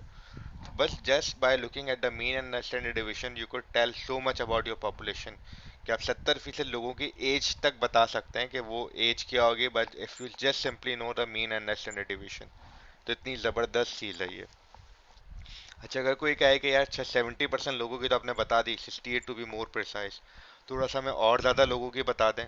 आपने कहा ठीक है कोई मसला नहीं, हम तो ये 95% की भी आपको बता सकते हैं कि आपके जो 100 लोगों का डेटा है उनमें से 95% लोगों की एज जो है वो फला ग्रुप एज ग्रुप में होगी, इससे बाहर नहीं होगी। और ये आप 100% यकीन से कह सकते हैं। तो वो रेंज क्या होगी जिसमें 95% लोग आपके शामिल हैं? तो उसका क्या फार्मूला है? X plus minus two standard division. 2 x mean की क्या वैल्यू है? 40। 40 plus minus two standard division की क्या वैल्यू है? 10। 10 तो ये 2 इंटू 10, तो ब्रैकेट खोलेंगे तो 2 मल्टीप्लाई बाई 20 10 20। 20 इसको ऐसे लिखा तो 40 प्लस माइनस 60 20 और क्या बन 60 जाएगा? और 20 प्लस भी करो 20 माइनस भी करो, तो 20 से 20 लेके और 2 60 तक। 60 60, 25%. तो ये आपकी रेंज बन गई। तो आप कहेंगे कि जी 95% जो मेरी पॉपुलेशन है उनकी जो उम्र है वो 20 साल से 60 साल के दरमियान है। 95% लोग मेरे पॉपुलेशन में इस एज ग्रुप के होंगे। बाकी 5% या तो 20 से छोटे होंगे या 60 से बड़े होंगे, लेकिन 95% इसी एज ग्रुप में होंगे। तो just by looking at the standard division you could tell so much. पहले हम सिर्फ एक चीज बता रहे थे भाई एवरेज एज 40 साल है, अब हम ये तक बता रहे हैं कि भाई 95% लोग जो है 20 से 60 साल के दरमियान है। ज्यादातर आपकी जो पॉपुलेशन है वर्किंग पॉपुलेशन है, 20 से छोटे वाले भी कम है, 60 से बड़े वाले भी कम है। This tells you so much about it. Making sense? Yes, sir. Yes Yes, sir. Perfect. तब इसी चीज को जो है हम यहाँ पर अप्लाई करके देखते हैं। ये 40 था, अब हमने कहा जी 1 स्टैंडर्ड डिवीजन, ये 2 स्टैंडर्ड डिवीजन, इसी ग्राफ पे हम अप्लाई करेंगे 3 स्टैंडर्ड डिवीजन। मल्टीप्लाइड बाय 10 तो ये 1 2 3 स्टैंडर्ड डिवीजन को, ये भी 1 2 3। दोनों तरफ मैंने क्यों बनाया है? इसलिए कि एक तरफ प्लस होगा एक तरफ माइनस होगा। हम ऐसे ही लेते हैं ना स्टैंडर्ड डिवीजन की वैल्यू, प्लस माइनस करके लेते हैं ना। यहाँ पे भी हमने इसी तरह से बनाया। 40 तो स्टैंडर्ड डिवीजन की वैल्यू कितनी थी? 10 थी। 10 10, sir. तो प्लस 1 स्टैंडर्ड डिवीजन कितना होगा? 3 10s are 30 नहीं नहीं 3 नहीं, 10 are 50 30. 40 सुनो। प्लस माइनस 50 30 50 50 देखो फर्स्ट स्टैंडर्ड डिवीजन क्या था? Mean plus minus standard division. First standard division है ना, तो मीन में प्लस भी करेंगे स्टैंडर्ड डिवीजन को, मीन में माइनस भी करेंगे स्टैंडर्ड माइनस डिवीजन को। मीन की वैल्यू कितनी है? 30 40। स्टैंडर्ड डिवीजन की वैल्यू कितनी है? तो यहाँ पर हम क्या कर रहे हैं, ये 10 मीन दिया हुआ है। 10 अब 50 मुझे standard division first standard division चाहिए प्लस में। प्लस का मतलब है मैं प्लस करूंगा स्टैंडर्ड डिवीजन को। स्टैंडर्ड 50 डिवीजन कितना 50 है? 10। आएंगे। तो 40 प्लस 10 50 50 50 हो गया। 50 माइनस 1 स्टैंडर्ड डिवीजन में मैं क्या करूंगा? 30 होगा. Minus mean 30 10 minus standard division, तो मीन माइनस 10 30। 30 अच्छा ये 30 2 स्टैंडर्ड डिवीजन में मैं क्या करूंगा? 40 प्लस 2 टाइम स्टैंडर्ड डिवीजन कितना हो जाएगा? Sir, 60. 60 40 2 टाइम स्टैंडर्ड डिवीजन, तो ये 60 बन गया। फिर 3 स्टैंडर्ड डिवीजन कितना होगा? Sir, 70 70. 70 होगा या ज्यादा होगा? नहीं ज्यादा होगा सर 80 हूँ 30 अब आप लोग बताएं क्या होगा। 3 70. multiplied by 10 Sir, 70 होगा 30 क्योंकि 3 अरे यार 10s are 30. बिल्कुल सिंपल। अभी मैंने 3 हमने कहा 10s are 30 सिंपली और फिर आसान तरीका क्या है 70 इसको करने बनेगा का? 70 कि प्लस 1 प्लस 2 70 प्लस 3 है ना, तो स्टैंडर्ड डिवीजन ऐड करते जाओ मीन में, चाहे जो भी वैल्यू। अगर 10 वैल्यू है तो 40 प्लस 10 50 प्लस 10 60 प्लस 10 70। इसी तरह जब माइनस में जाना है तो माइनस करते हो, 40 माइनस 10 30, 30 माइनस 10 20, 20 20 माइनस 10 10। 10. तो ये आपकी रेंज बन गई स्टैंडर्ड डिवीजन की। तो अब हमने जो रेंज हम अप्लाई करेंगे वो यहाँ पर भी नजर आएगी। तो फर्स्ट स्टैंडर्ड डिवीजन की हमने जो वैल्यू निकाली थी वो क्या निकाली थी? ये रही। Sir, 30 to 50. 30 to 50. तो यहाँ पर भी वही आ रही है 30 to 50। 30 to 50 second standard division की रेंज हमने क्या निकाली थी? 20 to 60. तो ये 20 पे ही आ गया, 60 पे ही आ गया, ऐसे ही आ रहा है। Yes. इसी तरह अगर 3 की निकालेंगे तो वो आएगा 10 से 10 लेके to 70. 70 तक। Making sense? Yes, sir. Yes sir Yes, sir. Good. तो जो फर्स्ट स्टैंडर्ड डिवीजन है ये हमने निकाला है, ये चीज है। तो इसमें कौन सा एरिया कवर होगा? ये पूरा एरिया कवर होगा। ठीक है जी। अच्छा जी, फर्स्ट स्टैंडर्ड डिवीजन कितने परसेंट पॉपुलेशन को रिप्रेजेंट करता है? 68% 68%. 8 इसका मतलब है यहाँ से यहाँ तक कितना है? 68% 68 68. परसेंट है। मीन वैल्यू सेंटर में, टोटल 68 है, तो इसका मतलब है 68 का आधा इधर होगा आधा इधर होगा। तो 68 का आधा क्या होता है? 34. 34 34% पॉपुलेशन इधर है, 34% पॉपुलेशन इधर है। तो इसका मतलब है कि जो हमने कहा कि जी 68% पॉपुलेशन की जो मीन एज है वो 30 से 50 के दरमियान है। तो अगर मैं इसको मजीद ब्रेकअप करना चाहूँ तो मैं कह सकता हूँ जी 34% जो है ना वो 40 से 50 के दरमियान होगी, और मजीद 34 जो है वो 30 से 40 के दरमियान होगी। मिला के 68 हो गई, मिला के रेंज भी पूरी हो गई। तो आधे लोग आधे तरफ हैं, आधे लोग आधे तरफ हैं। तो 40 से 50 वाले आधे लोग हैं, 30 से 40 वाले आधे लोग हैं। किसके आधे? 68% के आधे। 68 का आधा कितना होता है? 34। तो मैं कहूँगा भाई 34% लोग 40 से 50 साल की उम्र के हैं और 34% लोग 30 से 40 साल की उम्र के हैं।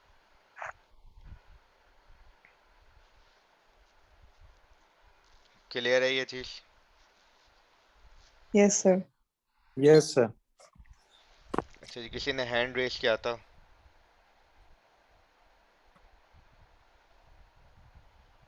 यस बिल्कुल। सर, मुझे आपसे क्वेश्चन पूछा था कि ये 68% जो आप बता रहे हैं इससे भी लोएस्ट कोई हो सकता है? 68% इज द बिल्कुल लोएस्ट? होता है, 67 भी है, 66 भी है, 1 0 से तक 1 तक जाएगा, वो कोई इशू नहीं है। लेकिन अभी हम सिर्फ 3 नंबर्स पे लेके चल रहे हैं कि कैलकुलेशन आसान हो। तो सर क्वेश्चन जो पेपर में आएगा वो इन्हीं वो तीन इन्हीं वैल्यूज से इन्हीं रिलेटेड तीनों होगा? में से ही आएगा। आपसे पूछेगा अच्छा, भाई 68% पे निकालें, 95 पे निकालें, 99 पे निकालें। Okay sir. और सर ये ग्राफ बनाने को पूरा आ सकता है क्वेश्चन में? बिल्कुल आ सकता है।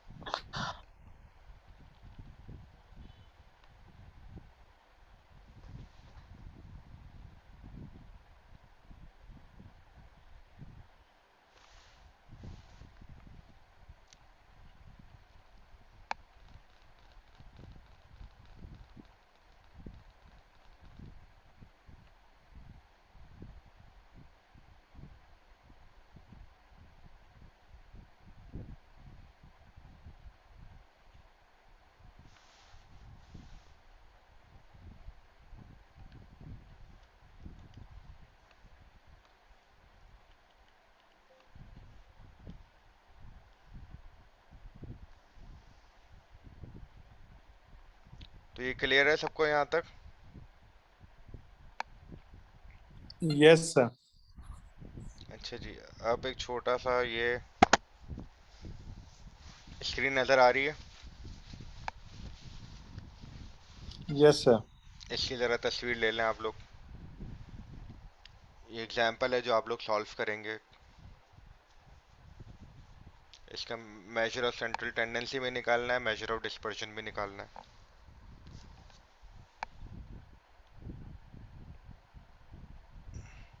ले ली भाई तस्वीर? यस सर, Yes, ले sir. ली। अब इसकी भी ले लें जरा।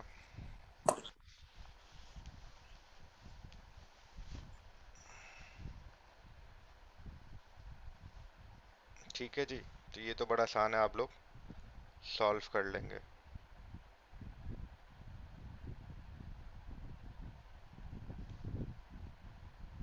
इसकी भी तस्वीर ले लें। सर असाइनमेंट 1 दिखा दें दोबारा।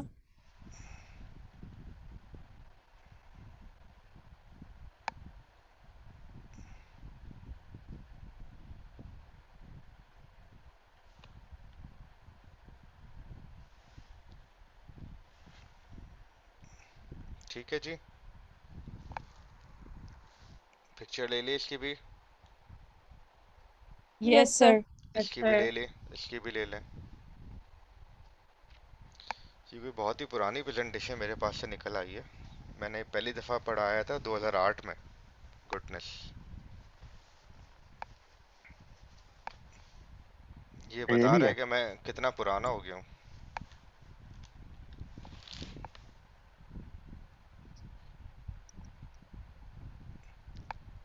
डन है जी? Yes sir. अच्छा Yes, जी, sir. अब हम एक छोटी सी प्रैक्टिस इसकी कर लेते हैं जो अभी हमने नॉर्मल डिस्ट्रीब्यूशन वाली बात की।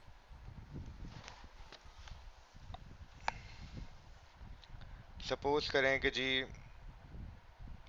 एक पॉपुलेशन है आपके पास 1000 लोगों की। उस पॉपुलेशन में आपने कहा जी मैं हीमोग्लोबिन लेवल देखना चाह रहा हूँ, तो मीन हीमोग्लोबिन लेवल 12 ग्राम परसेंट आया।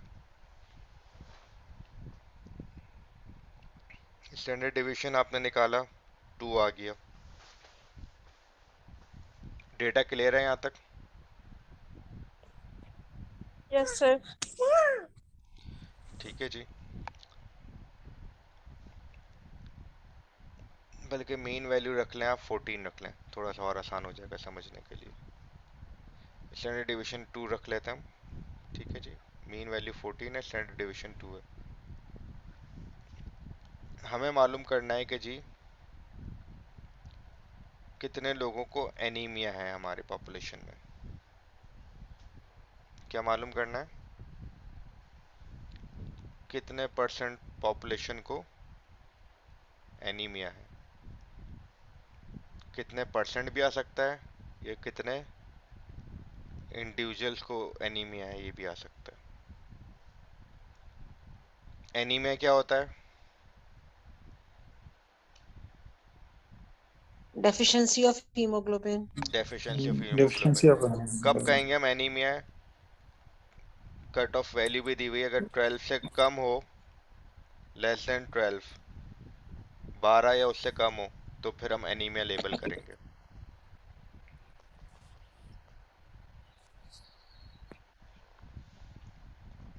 क्लियर है ये सबको? सिनेरियो क्लियर है?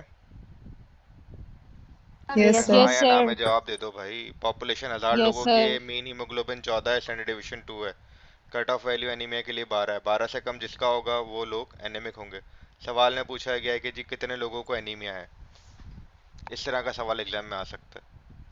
तो ये कैसे सॉल्व होगा? नॉर्मल डिस्ट्रीब्यूशन कर्व के जरिए सॉल्व होगा। तो हमने जब आप सॉल्व करने लगेंगे तो सबसे पहले आपने कहा जी mean 14, standard division 2, total population 1000, 1000, cut off value 12, 12, ठीक है। एनीमिया कितने लोगों को है ये मालूम करना है, ये आपका less डेटा आ than गया।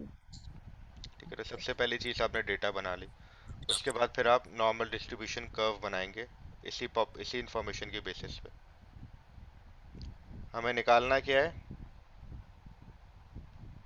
कितने पेशेंट्स मतलब कितने कितने लोगों को लोग हमारी population पॉपुलेशन का में, कितनी पॉपुलेशन को एनीमिया है। एनीमिया।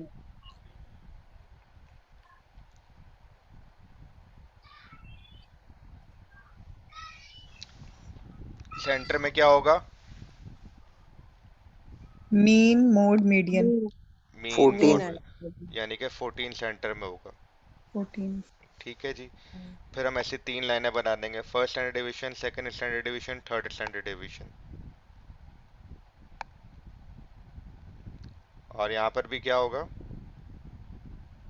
3 लाइनें बन जाएंगी, -1, -1, -1 -2, -2 -3। -3। Very good. अच्छा जी, सेंटर में तो 14 आ गया। हमें मालूम है आधी पॉपुलेशन यहाँ पर होगी, आधी पॉपुलेशन यहाँ पर होगी। टोटल पॉपुलेशन कितनी है? 1000 है तो 500 हो 1000 जाएगा। 500 500 लोग इधर each होंगे, side। 500 लोग इधर होंगे, यानी कि 500 लोग ऐसे होंगे जिनकी हीमोग्लोबिन 14 या उससे ज़्यादा है, और 500 लोग ऐसे होंगे जिनका हीमोग्लोबिन 14 या उससे कम है।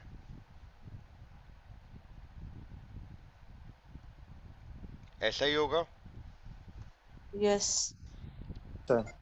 ऐसा ही है? Yes sir. Yes sir. तो अगर Yes यहाँ sir. पे मैं आपसे पूछूं कि भाई इस डेटा में कितने लोग हैं जिनका हीमोग्लोबिन 14 से कम है, क्या आंसर होगा? 500. 50%। 500। 500। 50%. कितने लोग हैं जिनका 50%। हीमोग्लोबिन 14 से ज़्यादा है? 50%। 500. 500। 50%. 500 ना, कितने लोग हैं, कितने परसेंट? अगर मैं पूछूं कितने परसेंट लोगों का ज्यादा है तो फिर 50 बोलोगे, अगर मैं पूछूं कितने लोगों का 50%। ज्यादा है तो 500 500। 500. बोलेंगे। सिंपल है, यस Yes सर। sir. कितना आसान है। अब हम अगली चीज क्या कर रहे हैं? अब हम कह रहे हैं कि नहीं, अब हमें एनीमिया ढूंढना है।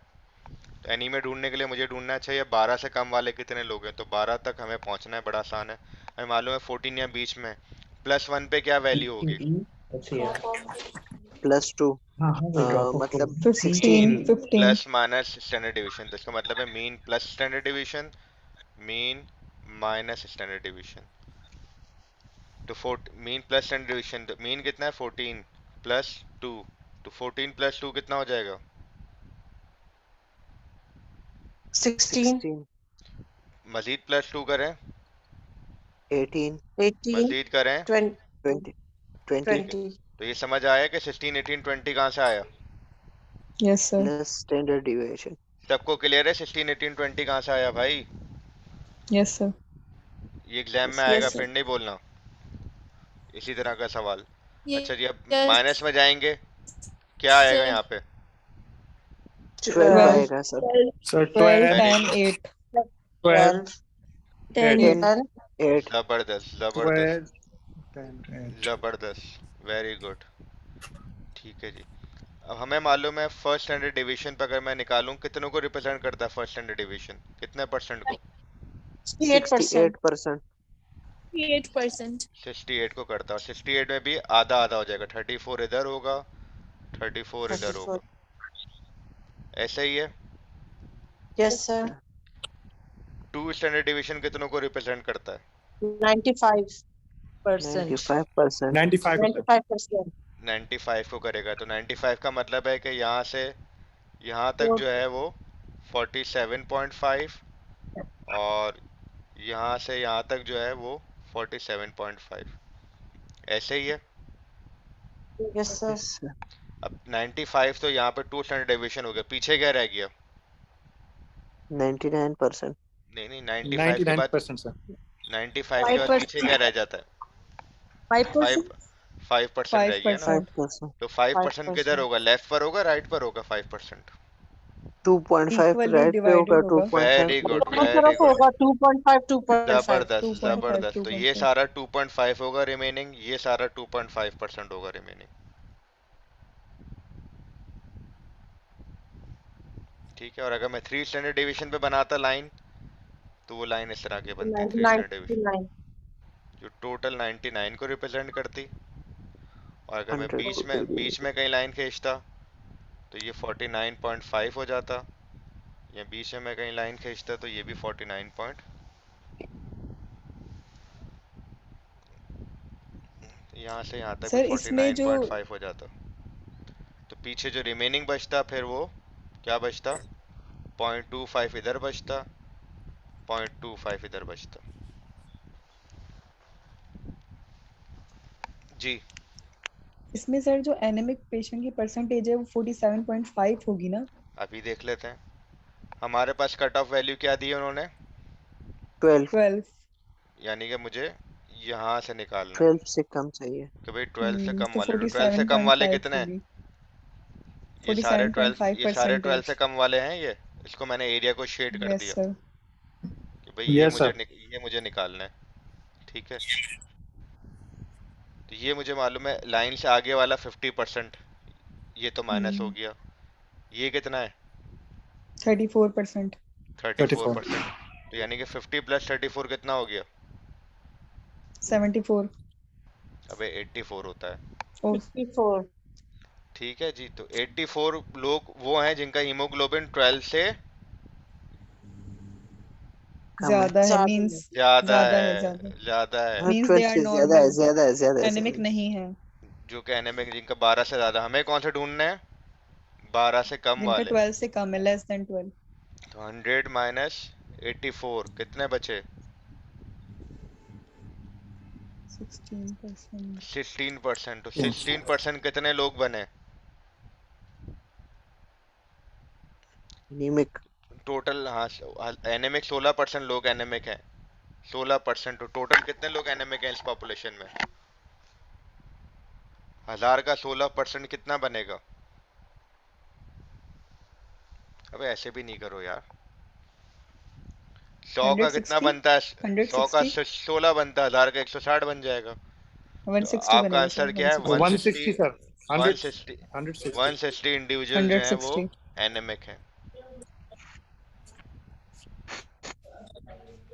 सिंपल है। नहीं सर। अब इतना तो सिंपल है यार।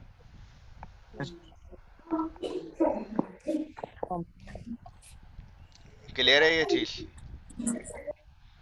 अच्छा, अगर मैं यहाँ पे कट ऑफ वैल्यू 12 की जगह 10 कर दूं, अब कितने लोग एनेमिक हैं? 2.5।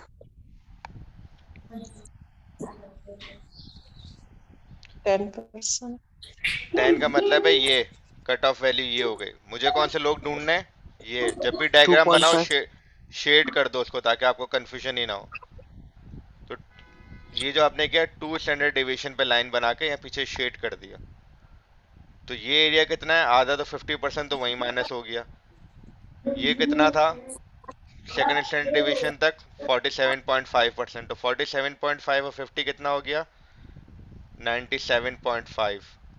तो 97.5 वो लोग हैं जिनका हीमोग्लोबिन 10 से ज्यादा है, तो पीछे क्या बचा, 100 माइनस 2.5 97.5, 2.5। तो 2.5 वो हैं जिनका हीमोग्लोबिन 10 से कम है। कम। तो 2.5 लोग कितने हुए 1000 में 2.5, 25।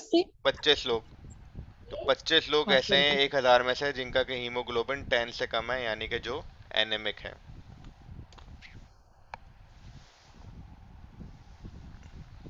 सिंपल है ये।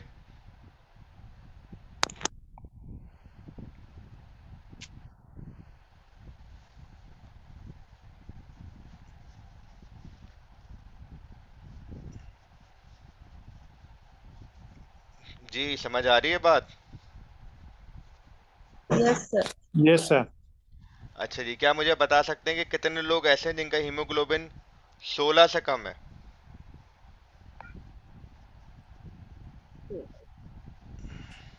2.5%।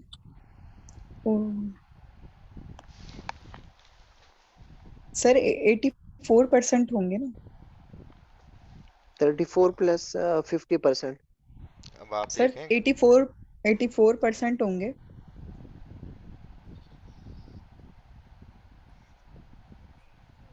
16 से कम 84%।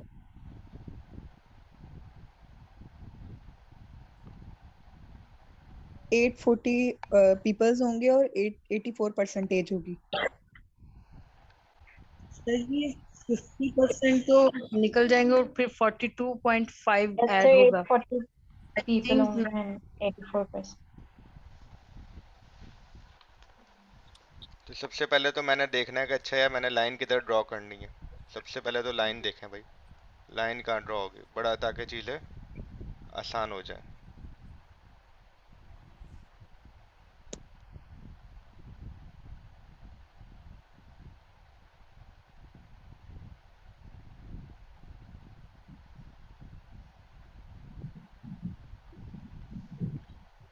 हमें मालूम है सेंटर में तो ये लाइन है, 16 मेरा कट ऑफ वैल्यू है। 16 से कम वाले कितने लोग हैं, ये सारे के सारे लोग 16 से कम वाले हैं जिन पे अभी मैं हाईलाइट कर रहा हूँ। ये जो है सेंटर में 50% है, ये वाला एरिया 34 है, तो 50 प्लस 34 84%। 84. तो 84% लोग ऐसे हैं जिनका हीमोग्लोबिन 16 से भी बिलो कम है। 16 तो 16 है। 84% का क्या मतलब हुआ, 1000 में से कितने हो गए, 840 840. पीपल। 840 हो गए। Very good. कितने लोग ऐसे हैं जिनका हीमोग्लोबिन 16 से ज्यादा है, ग्रेटर देन 16? 47.5। 16 से सॉरी ज्यादा सर, है। 16%। जल्दी 16%, नहीं करनी 160 है, पीपल। जहाँ जल्दी करेंगे वहाँ गड़बड़ हो जाएगी। ये एरिया में ढूंढना है, सबसे पहले हाईलाइट करें कौन से एरिया की बात हो रही है। आपने मीन डाला, स्टैंडर्ड डिवीजन डाला, हाईलाइट किया एरिया को। 16%। तो हमें मालूम 50% ये हो गया, 34 ये हो गया, 84 हो गया, रिमेनिंग 16 बचा। तो 16% लोग ऐसे हैं जिनका हीमोग्लोबिन इससे ज्यादा है। 16 से ज्यादा है।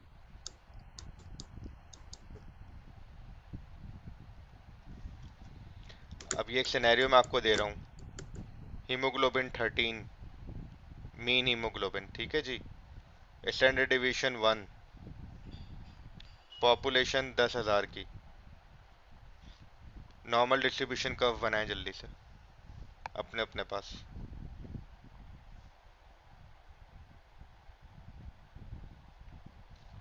स्ट्रेट लाइन खींची, बेल शेप कर्व बनाया,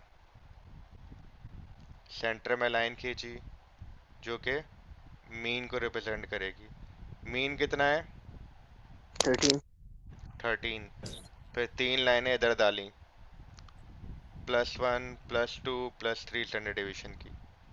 ठीक है, +4 +5 +6 तक जाता रहा है, हमें उससे कंसर्न नहीं है। -1 -2 -3 की लाइन खींची। +1 स्टैंडर्ड डिवीजन पे क्या लिखेंगे? 14 14। हाँ भाई 14 क्यों लिखेंगे? प्लस तो 1 +1 किया क्योंकि स्टैंडर्ड डेविएशन आपने 1 दी है ना। Very good. तो ये हो गया 14, फिर आगे 15 15, ये 16 हो गया 15 16। यहाँ पे क्या होगा? पीछे 12 12 11 12 10। 12 11 10, वेरी गुड। तो अब यहाँ पे कोई मुझे बता सकता है कि जी कितने परसेंट, सवाल यहाँ हम लिखते चले जाते हैं, ठीक है जी, कितने परसेंट लोगों का हीमोग्लोबिन 12 ग्राम से कम है?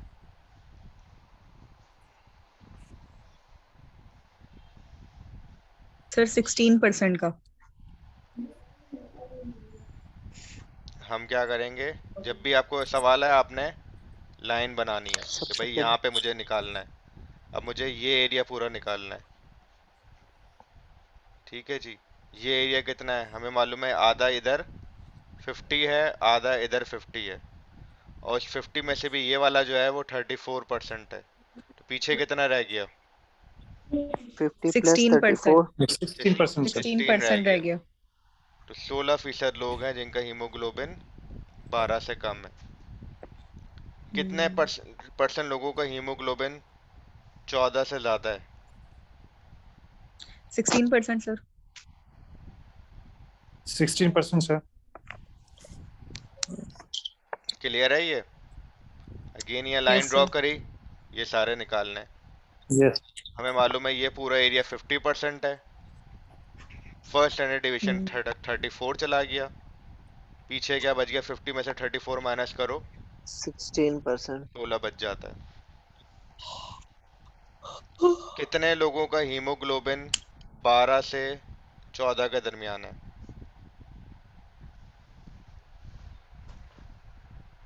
68% 68 सर 68 सर 68%। 68% सर।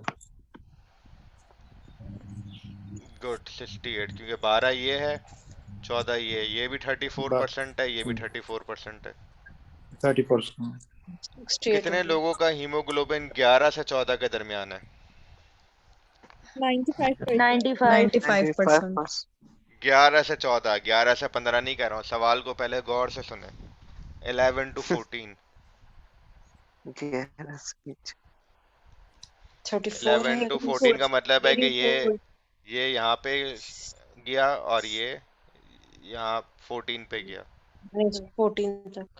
तो ये वाला एरिया चाहिए हमें। नहीं ये तो ये कितना है यहाँ से यहाँ 16 तक? 34। 34 और यहाँ से यहाँ तक कितना सर है? 83.5। 47.5। तो 47.5 प्लस 34 बनेगा ये। तो 83.5।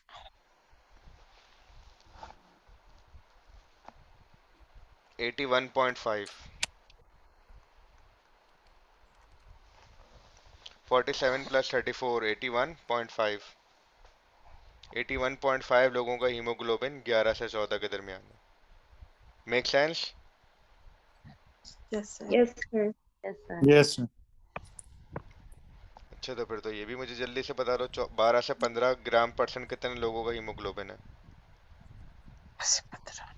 सर वही 81 81.5 81.5 81.5 81.5 है। Very good. और 11 से 15 तक कितने लोगों का है हीमोग्लोबिन?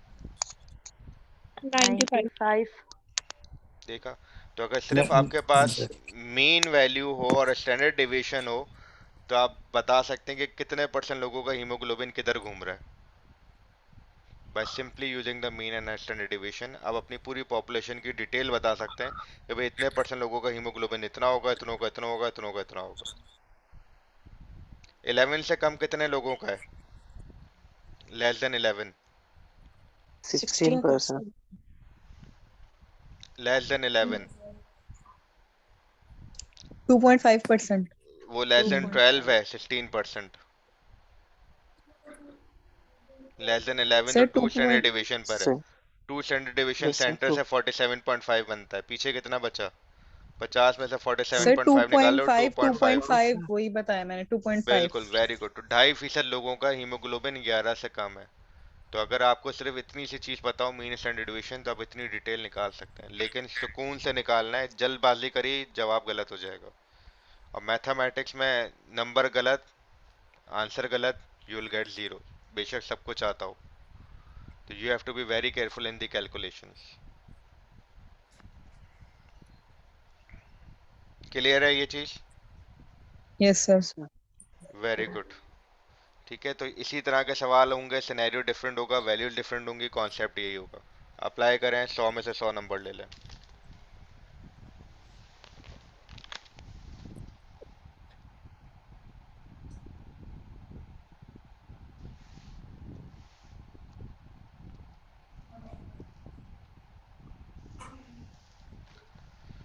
ठीक है जी, कोई सवाल, कोई क्वेरी? सर इससे रिलेटेड नहीं है, लेकिन जो लास्ट हमने जो लेक्चर किया था उससे रिलेटेड है। सर हमने जो लास्ट में बीएमआई कैलकुलेट किया था, जिसमें हमने फॉर्मूला पुट किया था, वो सर हमने कहाँ से जाके किया था? हमने ओपन किया हुआ है, जस्ट आप थोड़ा सा गाइड करेंगे, हमें आइडिया हो जाएगा। हमने कंप्यूट न्यू वेरिएबल से जाके कहता है ना, decode into new variable. Okay okay sir, ठीक है, आ गया जी, थैंक यू सर।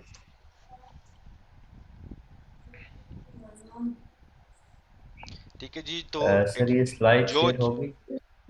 मैं ये वीडियो शेयर कर लेता हूँ।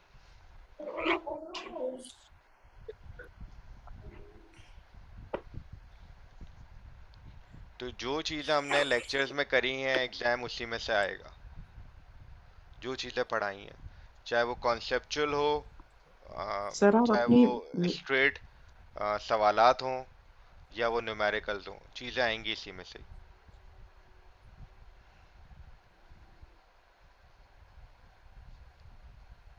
जी, सर कोई आप कुछ अपनी कर। लास्ट रिकॉर्डिंग्स भी शेयर कर दें। सर हमारे जो एमसीक्यूज होंगे उसमें भी कैलकुलेशंस आ सकती हैं। बिल्कुल आ सकती हैं।